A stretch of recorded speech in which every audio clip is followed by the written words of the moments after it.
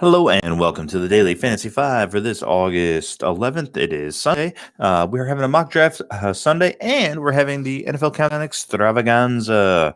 This is episode 171, and today we are talking about the Carolina Panthers, a 12-team PPR mock draft, and we're also going over the news of the day. We always cover 5 things that are super important in the world of fantasy sports, and today is no different as we are talking about 49ers Trent Taylor being injured, Bears Anthony Miller doing the same, the Cubs losing another bullpen member, and then, like I said, we're talking about the Panthers and a mock draft. So a lot to go over on this show, and we're going to get to all of it after a word from our sponsor, www.mathradio.com, where you can pick up an online math course for as little as $9.99 to help your kids get better grades, score higher on exams, and even get into college. If you have a child between the ages of 7 and 17, please go to mathradio.com today to help them do better in school, gain confidence, and they can do homework now on their own without your help. I know you don't like helping your kids with math. It's super hard. It's not how you remember it. Get some help at mathradio.com and buy an online course for as little as $9.99. Okay, let's get to the news first. It should be nice and quick. Let's start in baseball. Chicago Cubs reliever Steve Chiswick is now going to the injured list. Not good for him. Obviously not good for the team either.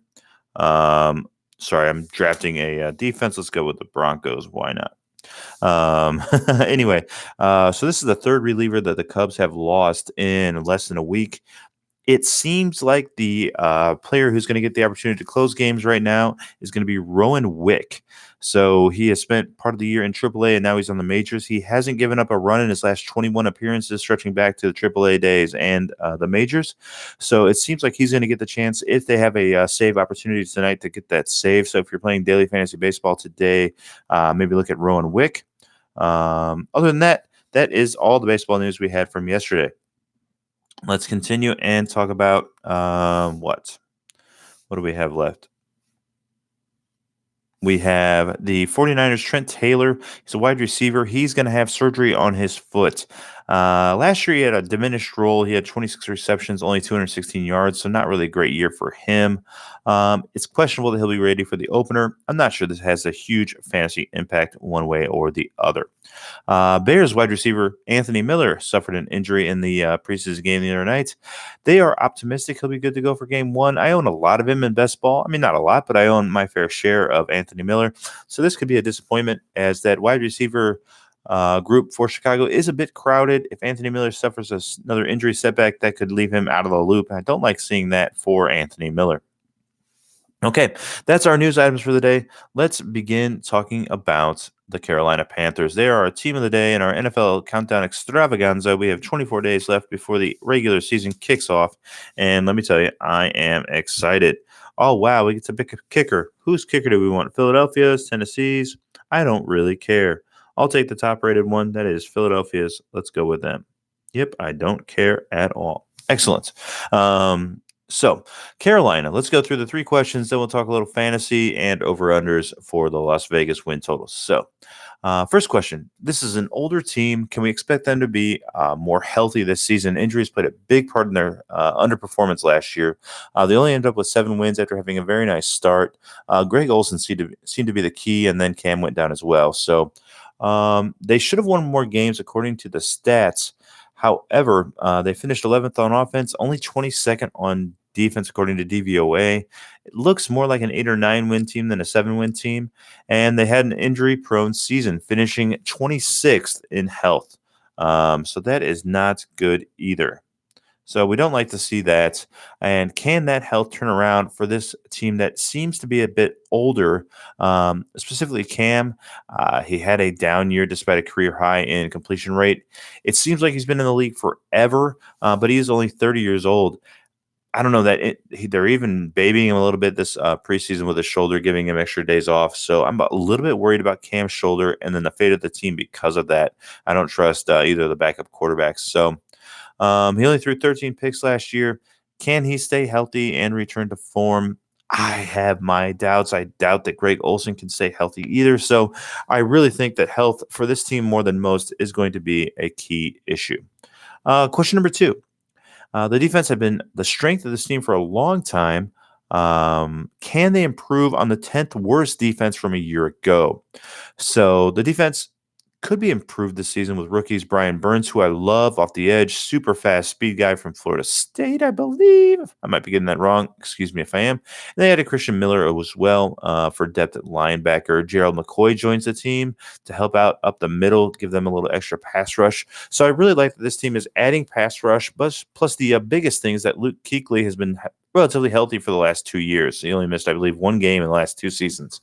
So I expect this defense to be better. I expect them to have a better pass rush. I know it's hard to depend on a rookie to go out there and give you help from the outside right away, but from what I'm hearing, he's been absolutely crushing it. Burns should make an impact right away.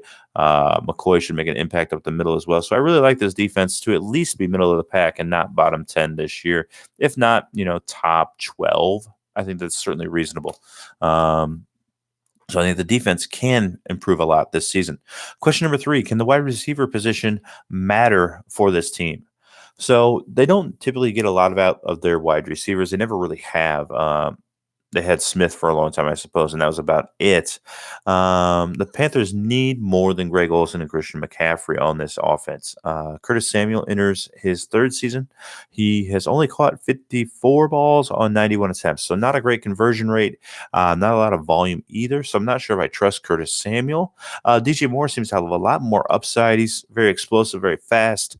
He caught 55 balls in his rookie year for 788 yards, which is a very good rookie season, especially for a wide receiver. However, he only scored 2 touchdowns. So he's not making that home run play. Can he add those home run plays to his arsenal here in 2019? That will be a major question to see how this offense is going to go. I think this offense is going to be just fine given health. If they are healthy, I think this offense will be a top 10 offense. If they are not healthy, I think this offense will struggle, just like they did last year, where they finished 11th, which isn't that bad, but that's not really where you want to be if you want to make the playoffs and make some noise. Okay, let's talk about fantasy. So there's not a ton of value, I don't think, on this team.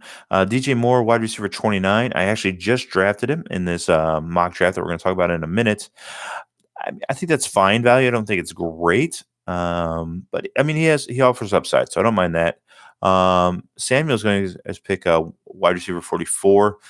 That's pretty good value, but I've seen him going a lot higher than that. Cam Newton, quarterback, 8? I think that's too much risk to take Cam that high in these drafts. I'm waiting until the end in a standard draft, as you'll see again in the mock draft. So there's no, and Greg Olsen actually is a value, especially in best ball leagues, because you can get him, I think, tight end 16.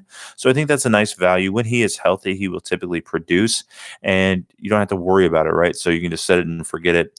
So I don't mind drafting Greg Olsen in a best ball league. I think he has value there. Like I said, I think he's 16th on draft.com, whereas on ESPN, he's like 8th or 9th in tight ends. So it's a little bit of a disparity there in the numbers. As far as my over-under goes for the Las Vegas Lions, I have the Carolina Panthers winning 9 games while Vegas has them winning 8. Honestly, I'd be very surprised if they're in like the 7, 8, 9 win category. I think they're going to be more in the 10 or above or 6 or below. So I don't think they're going to have a middle ground, because I think either Cam's going to be healthy or he's not. And that's pretty much going to be the way the team goes. So, I mean, I guess last year they won 7 games, right? And I'm predicting them to win 9. But I guess I would take the over if I had to. I'm certainly not going to be betting this one. I'm not going to be walking up to the sports book betting the over on the Carolina Panthers. I just think there's too much risk here. Health is, I mean, it means everything to this team. And you could say it means everything to every team. But I think particularly with this Carolina Panthers squad, if Cam is healthy and he's out there and he's performing the way he can at optimal levels, this team is going to be good. I think they could be 11, 12 wins good. But I'm going to just take them for a slight over the Vegas line of 8 wins. So that is my over-under. That is the Carolina Panthers preview. And now let's get to the mock draft section of the show today. Like I said, we did a 12-team mock draft on ESPN PPR league. So I had the 3rd pick. I went with Christian McCaffrey. I had the choice to pick Elliott. I did not want to take that risk. I think, at the beginning of the year, I had him ranked number 1. Right now, I have him ranked number 5 behind David Johnson. So I took McCaffrey. No problem with McCaffrey there. So at the end of the second round, right before me, it was Evans and Antonio Brown, and the guy before me took Mike Evans. So I didn't have to make that choice. I probably would have taken Mike Evans, but Antonio Brown fell to me. I think he's only falling because of the feet issue and the helmet issue. I think he's a top 5, top 6 wide receiver. I'm very happy to get him at the end of the second round. I think it's great value, and I was pleased. I would have been happy with either wide receiver, to be honest, but I would have taken Evans. Yeah. In the third round, I got Kerryon Johnson. I don't have him in many drafts. He fell to me here. I feel like that was decent value. Guys like Leonard Fournette and a couple other guys went before him that surprised me. So I was happy to pick up Kerryon Johnson at pick number 27 overall in the third round. So now, because especially since Kerryon Johnson is going to be mostly handling all 3 down duties, he shouldn't be coming off the field for Theo Riddick on third downs anymore. PPR league, I went ahead and drafted James White as my third running back, as my 4th overall pick. Didn't want to wait and see if he was going to be available at 51.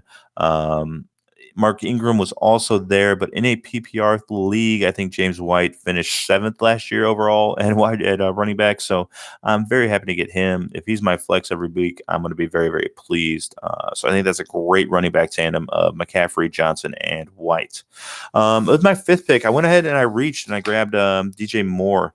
I didn't love the wide receiver group at this point. Maybe I went ahead and reached a bit, but I don't mind drafting more around this slot. Let me just see if I can still.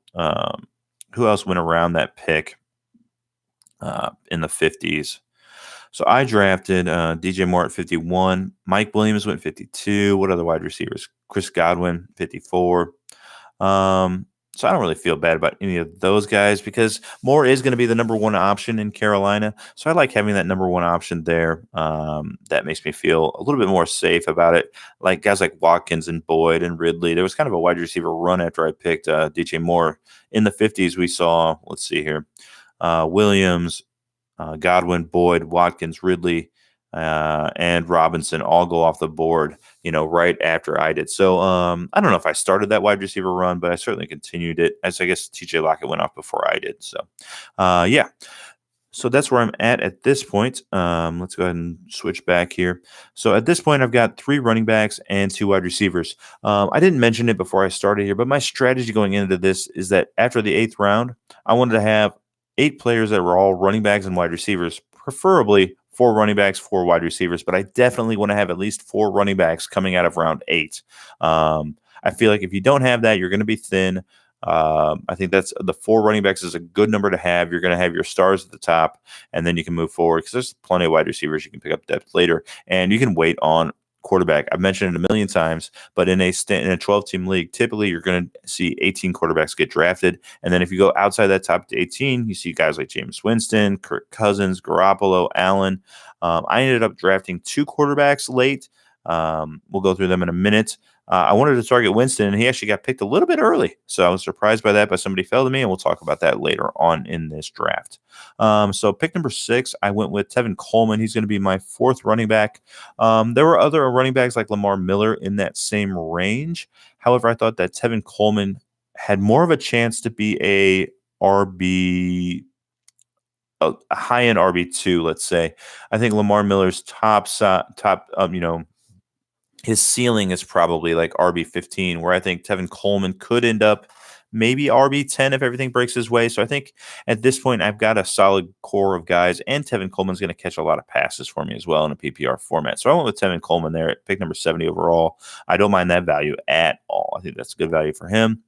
Another wide receiver I felt like I reached a little bit for, but I wanted to grab these guys that were number 1 wide receivers on their team. So at pick number 75, I went with Dante Pettis from the San Francisco 49ers. He's not a guy I typically land in many drafts, but I went ahead and I took him there. I took him above a bunch of running backs, really. I was the only one to really take a wide receiver in this group. Some tight ends and the next wide receiver didn't go for another 6 picks. D.D. Westbrook, and then guys like Christian Kirk went after that. The other guy I was considering at that point was Chris Davis, who went 10 picks later, actually. So I didn't have another pick in between then. But Chris Davis was going to be my other option. I think they're both number 1 options on their teams. I want guys that are going to bring me volume, and that's what they brought. So I ended up going with Pettis over Davis, basically because I've had Davis in a bunch of leagues, and I ended up matching Pettis with Garoppolo in this league. So you'll find that out later. Let's go ahead and continue my draft here. So Pettis was, let's see, 1, 2, 3, 4, 5, 6, 7. So my eighth pick, I took another wide receiver who I think is going to be the number one guy, Cortland Sutton out of Denver. With all the injuries to their wide receivers, I think, what's his name? Emmanuel Sanders is also injured. So Cortland Sutton should be the number one in Denver. So I feel like I have four number one wide receivers. They're all going to be the number one target getter on their team. And Pettis, Sutton, DJ Moore, and Antonio Brown. So I feel like that should bring a lot of stability to my wide receiver core because I don't really have those marquee names after Antonio Brown. So I wanted to have some stability there. And then after that, I went upside with guys like James Washington with my next pick at 99. Pick 118, I went with a high upside running back, Devontae Harris. Is Devontae his first name? I don't think so. Maybe it's Damian Harris. I don't know. The running back out of Alabama. He's the rookie. For some reason, I'm forgetting his first name right now. But I think he offers a lot of upside. He could be that goal down back. He could even be the every down back, depending on the health of the other running backs in New England. I don't mind having two New England running backs. New England running backs always perform. You just don't know which one it's going to be. So hopefully we can figure it out based on health. And as the season progresses, we'll know what's really happening in New England.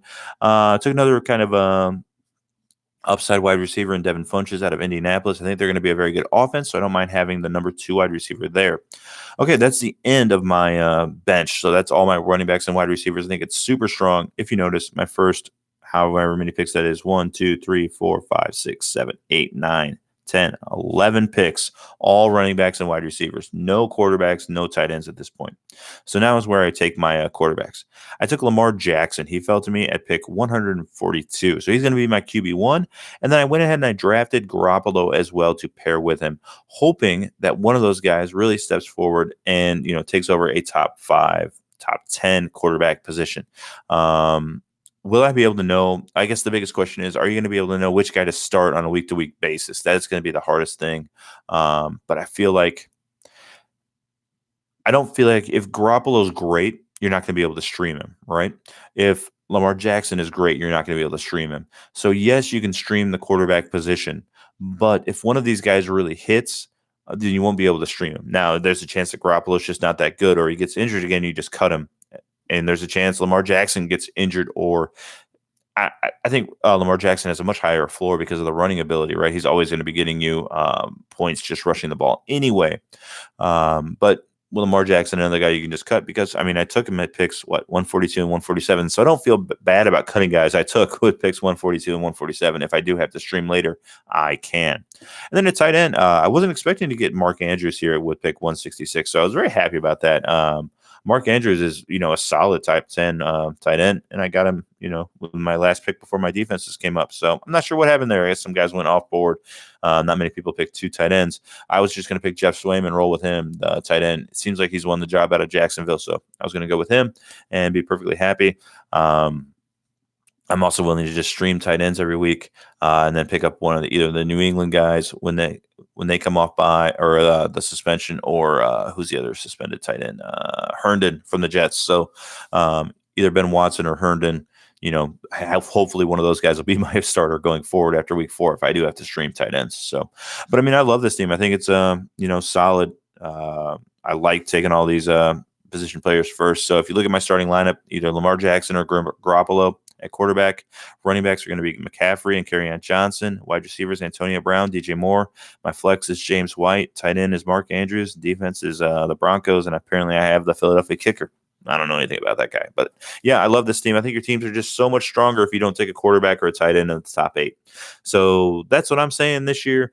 That's my biggest key is no quarterbacks, no tight ends till after the 8th round. So that is it for the show today. I hope you enjoyed the 3-parter today. We brought the news, we brought the Carolina Panthers, and we brought the mock draft. So tomorrow is Monday. We got a busy day. It's a work day. We're either going to be talking about the Saints or the Buccaneers. You'll have to tune in to check that out. We'll be covering the 3 big questions and then the fantasy point of view and the Vegas over-under for those teams. Also coming up, hopefully next week, I'm going to have Chris Bolin back on the show. We're going to talk about 2 teams from each division, each conference that we think might fall out of the playoffs, and 2 teams we think that might take their places. So, and do a little fantasy perspective from each of the teams that that we're talking about on that show. So please come back next week. We'd greatly appreciate it. Please check out our sponsor, www.mathradio.com. Hit subscribe on the YouTube channel and give us a 5-star rating and review on the podcast. We will see you tomorrow. Bye.